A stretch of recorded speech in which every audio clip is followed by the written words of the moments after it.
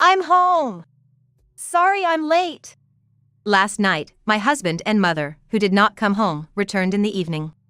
Despite our father, who was battling illness, being home, they nonchalantly left the house to have fun. There was no sign of remorse in their attitude. I stood imposingly at the entrance, preventing them from entering the house as if it was natural. It's not I'm home. Explain this to me. In front of my husband, I thrust out a photo sent by a friend. It captured my husband entering a hotel with a woman, evidence of his infidelity. The woman next to my husband in the photo was my mother. My husband, momentarily surprised, soon burst out laughing and exchanged glances with my mother. Oh, you caught us. That was quicker than expected. I thought Camila would be more oblivious. As they chuckled together, I was dumbfounded. Since we started living with my parents, I had noticed my husband and mother growing closer, but who could have imagined it would come to this? So you're admitting to the affair? I can't believe it. It's not an affair. It's serious. My husband blatantly put his arm around my mother's shoulder, smirking at me. I felt nauseated by his repulsive behavior. So, I'm more attractive than you. And Bob suits me better. I'm closer to his age after all. My mother laughed triumphantly, no longer the mother I knew. Just like my husband, I felt sick seeing her as a woman. Betrayed by the two people I trusted the most, I couldn't stand to breathe the same air as them for another second. Get out. What? I don't want to see your face anymore. We're getting a divorce.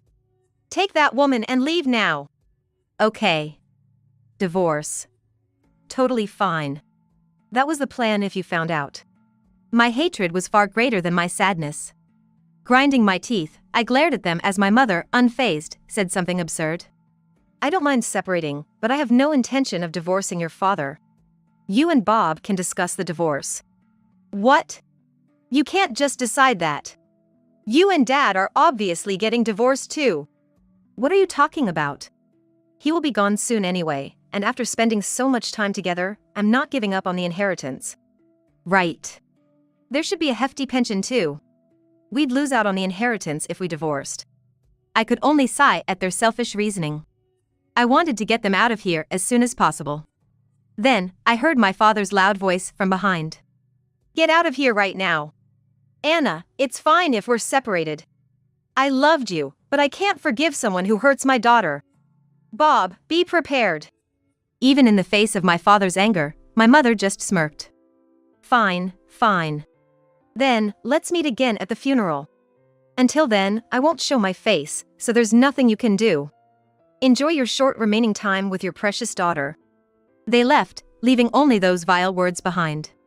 It's okay. I won't let them have their way. Leave it to me. Tears streamed down my face. I couldn't move, but my father gently patted my back. However, our peaceful time together was short-lived, as my father's condition suddenly worsened, and he passed away. When my mother and husband, grinning, came to claim the inheritance, my father had prepared something for them. The funeral began. Our revenge, mine and my father's, to bring them down to hell, was about to start. I am Camila, 26 years old. Divorced, living with my father at our family home. My father has terminal cancer and is receiving home care, but on good days, we drink tea and watch movies together. Living alone with him, I find peace and happiness in our quiet days. 3 months ago, on that day, my father and I experienced the lowest, worst, and most despairing moments of our lives. Never could I have imagined that moving in with my parents with my husband would lead our family to fall apart like this. Back then, it was unimaginable. I met my now ex-husband, Bob, at the founding anniversary party of my father's company. It was when I was 22, about to graduate from college. I ended up attending in place of my mother, who suddenly couldn't because of back pain.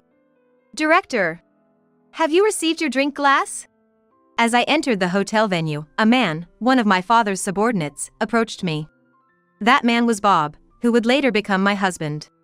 Not yet. I just arrived. Camila, this is Bob, the best one of our sales department. Bob came over with 2 glasses of wine, laughing, please. Nice to meet you. Director has always been very kind to me. I'm Camila, his daughter. He's always talking about how much he relies on you. When I first met him, Bob struck me as a fresh-faced, good-looking young man in a dark blue business suit. After the president's speech and a toast, it was free time. I followed my dad to greet everyone, then sat down at an empty table to have some snacks. My dad was having a good time with his close colleagues. Enjoying yourself? Can I get you some dessert?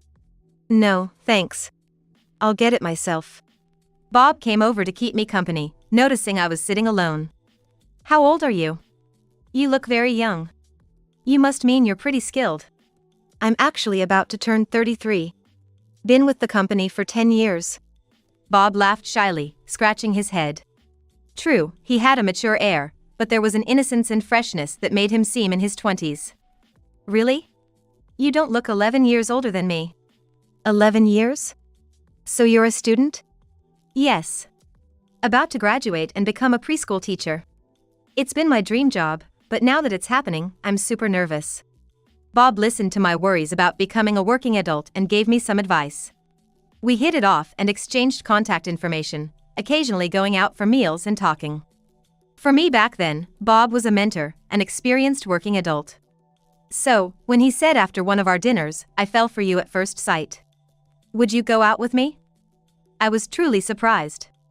Despite the age difference, I trusted and liked him, so I had no reason to say no. Even after I graduated and started working as a preschool teacher, Bob always supported me kindly.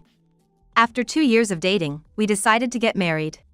When Bob first came to our house to meet my parents, he was surprised to see my mom, Anna. Maybe that's when the seeds of discord were sown. Your mother? Yes, Camila's mom, Anna. People often mistake us for sisters because we look alike, height and figure-wise. Though I guess it's kind of embarrassing for me.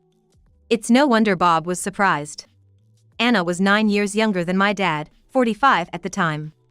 She had me at 21 and still kept her figure, often looking much younger than she was. People said we looked alike, but Anna was classically beautiful, while I took after my dad with a slightly raccoon-like face. No, you're really beautiful. Bob was speechless, gazing at Anna, until my dad came to his rescue. Come on, he's getting flustered.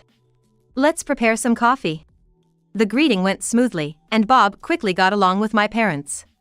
But I would later learn that Bob's reaction wasn't just embarrassment. Our wedding was grand, with many of Dad's colleagues attending because Bob was one of them. Bob's parents came from afar, making it a truly happy ceremony.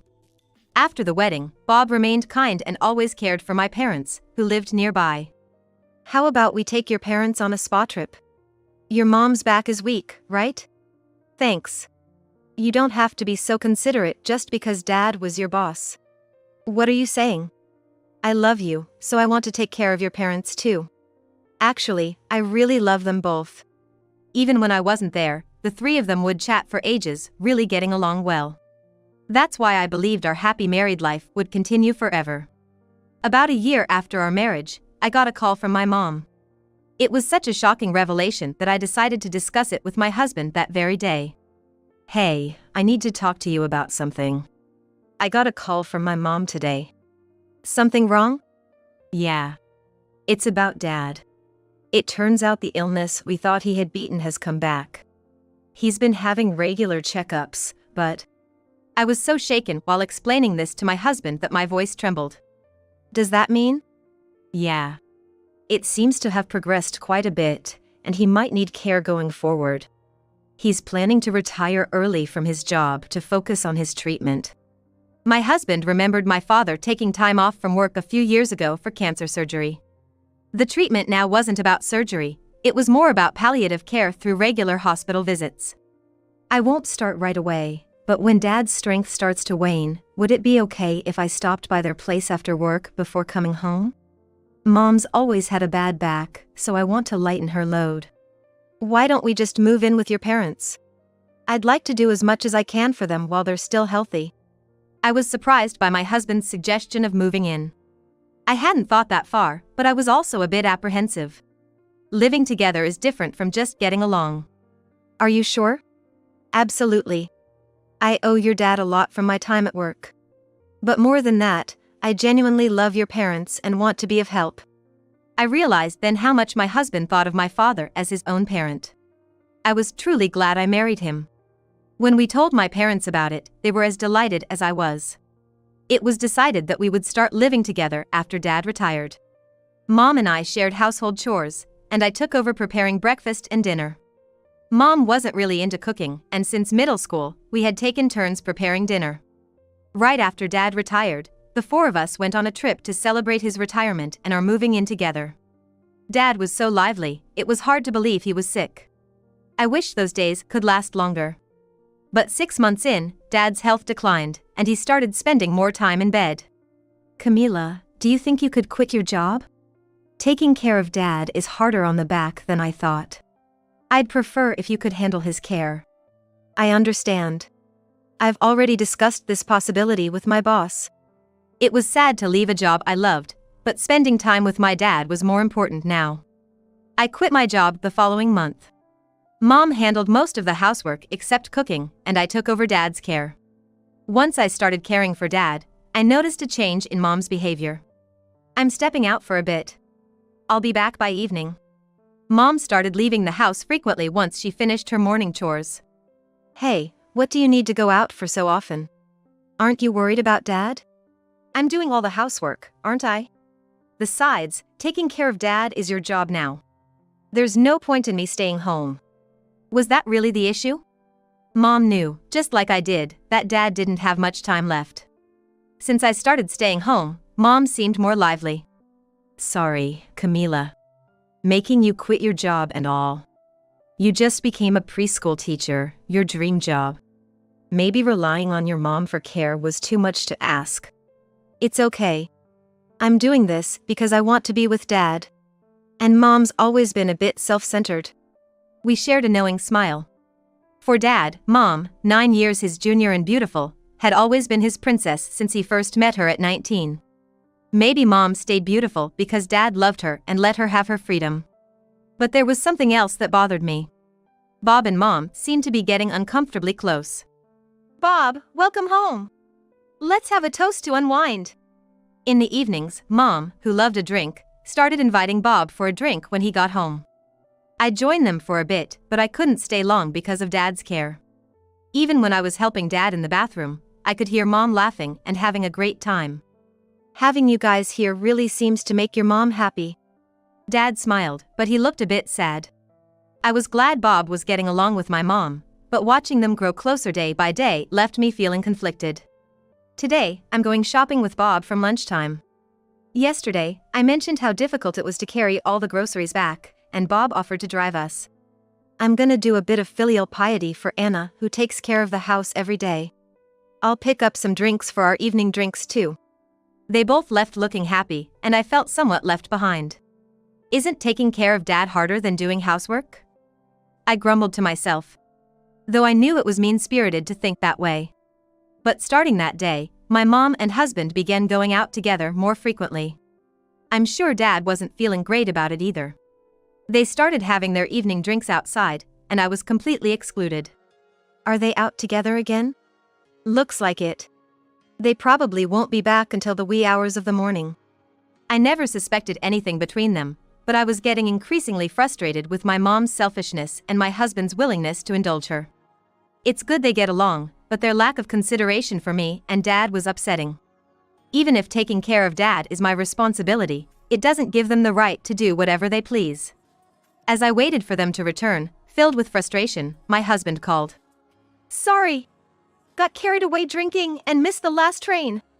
Your mom is completely drunk, so we're gonna stay at a nearby business hotel tonight. I was stunned. Why can't you just take a taxi home? Well, actually, we're already at the hotel. Your mom's already asleep. I'll make sure to come home in the morning. Sorry. With that, he hung up. Staying overnight together was just unbelievable. My frustration turned into outright anger. I went to my room, grabbed a pillow, and slammed it onto the bed. Then, making sure Dad couldn't hear, I buried my face in the pillow and yelled, "Idiots." The next day, they hadn't returned by lunchtime. No response to my texts. Good morning. What time did Mom and the others get back? They didn't. Mom got so drunk last night they decided to stay over. I couldn't look at my dad as I said this. Are you okay with all this? Yeah. I'm pretty disappointed in Mom this time. And Bob too. I couldn't forgive them for gallivanting around while Dad, who was battling illness, was at home. I was determined to unleash all my pent-up anger on them when they returned. But then, in the afternoon, an unbelievable call came in. Hello, Camila? You got a minute? Emily? You're back. Sure, what's up? It was Emily, my childhood friend and best friend who lived nearby. She moved out of state for a job after college, but we're still very close. Hey. I saw your aunt at the station last night. Emily hesitated after blurting that out. What happened? Well, I came back to town yesterday and was drinking at a bar near the station. I saw your aunt entering a hotel with a man. I felt so sorry for your dad. I knew what Emily was implying. The hotel near the station here is known for being a love hotel. No way! I almost blurted out that it was my husband, but I stopped myself. I couldn't bring myself to say it out loud. Surely it couldn't be true. A mother wouldn't do something so cruel to her daughter. I took a photo just in case. Check it out later. After hanging up, I looked at the photo Emily sent. In it was. There they were in the photo, my mother and husband, clinging tightly to each other and looking into each other's eyes as they entered the hotel. Emily might have realized that the man was my husband. My world seemed to shake, and I felt like I was about to collapse. This is a joke, right? What do they think of me and my father? This is too much for a joke. I immediately went to my father. In the end, the two of them didn't return until that evening. We're home. Sorry we're late. Despite my father battling illness, they nonchalantly left the house to have fun. There was no sign of remorse in their attitude. I stood imposingly at the entrance, preventing them from entering the house as if it was natural. This isn't a we're home moment. Explain this to me. I thrust the photo my friend had sent me in front of my husband. He looked surprised for a moment, but then burst out laughing and exchanged glances with my mother. Oh, we've been caught. That was quicker than expected. Guess staying overnight was a bad idea. I thought Camila would be more oblivious. As they chuckled together, I was dumbfounded. Isn't this the time to panic and make excuses? Since we started living with my parents, I had noticed my husband and mother growing closer, but who could have imagined it would come to this? So you're admitting to the affair? I can't believe it. It's not an affair. It's serious. I did truly fall for you at first sight and propose, but when I saw Anna, I realized she was my destiny. You just resembled her. Anna is perfect. My husband blatantly put his arm around my mother's shoulder, smirking at me. I felt nauseated by his repulsive behavior. I'm more attractive than you, huh? He used to be sweet to me, but once he started clinging to me, he became nothing but a burden. My mother referred to my father as he, and I was shocked. Was my father just a thing of the past to her now? Just like my husband, I felt sick seeing her as a woman. And Bob suits me better. I'm closer to his age, after all. My mother laughed triumphantly, no longer the mother I knew. Betrayed by the two people I trusted the most, I couldn't stand to breathe the same air as them for another second. Get out. Huh? I don't want to see your face anymore. We're getting a divorce. Take that woman and leave now. Okay. Divorce. Totally fine. That was the plan if you found out. My hatred was far greater than my sadness. Next time, let's have a divorce discussion with Dad involved. Until then, don't come back. Grinding my teeth, I glared at them as my mother, unfazed, said something absurd. I don't mind separating, but I have no intention of divorcing your father. You and Bob can discuss the divorce. What? You can't just decide that. You and Dad are obviously getting divorced too. What are you talking about? The Reaper will be here soon anyway, and after spending so much time together, I'm not about to give up on the inheritance. Right. There should be a hefty pension too. Anna has a right to claim it. We'd lose out on the inheritance if we divorced. I could only sigh at their selfish reasoning. Had they always been like this? It was as if their masks had fallen off, revealing their ugly sides. I wanted them to leave as soon as possible. Then, I heard my father's loud voice from behind. Get out of here right now. Anna, it's fine if we're separated. I loved you, but I can't forgive someone who hurts my daughter. Bob, be prepared. Fine. Then, let's meet again at the funeral.